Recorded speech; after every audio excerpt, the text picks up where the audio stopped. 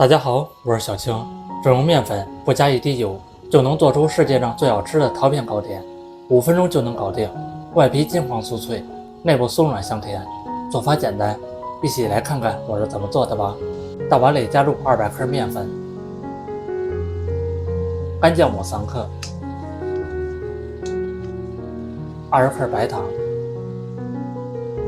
先來混合均勻。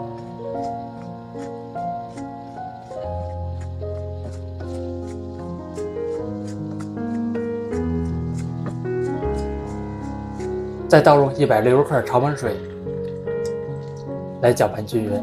我每天都會分享一道家常美食食譜，感謝您在影片下方為我點個讚及訂閱支持一下，非常感謝您。攪拌到稍微濃稠一點的麵糊就行，蓋上蓋子醒放2倍大。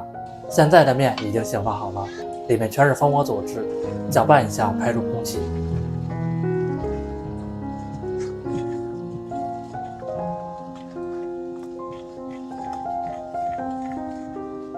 準備一個硅膠模具，先噴一層食用油可以防粘，再倒入麵糊，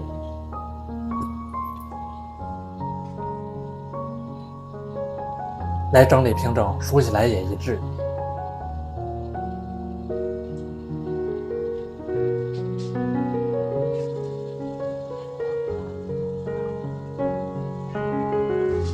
再撒一層扁桃仁片，這樣增加风味更好吃。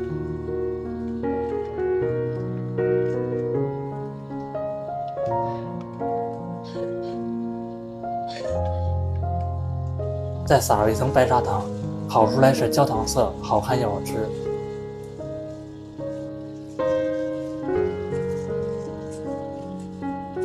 放入烤箱裡面，用190度烤30分鐘。這麼一道桃仁焦糖发糕就做好了。來看一看啊，金黃金黃的顏色很有感覺，焦糖的香味也很濃郁。再切成小塊，吃起來也方便。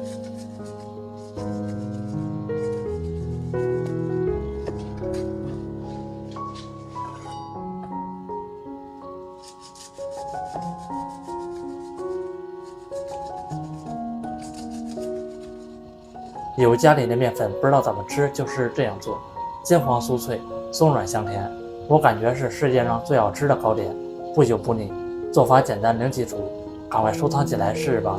感謝您的訂閱支持，我們下期食譜再見。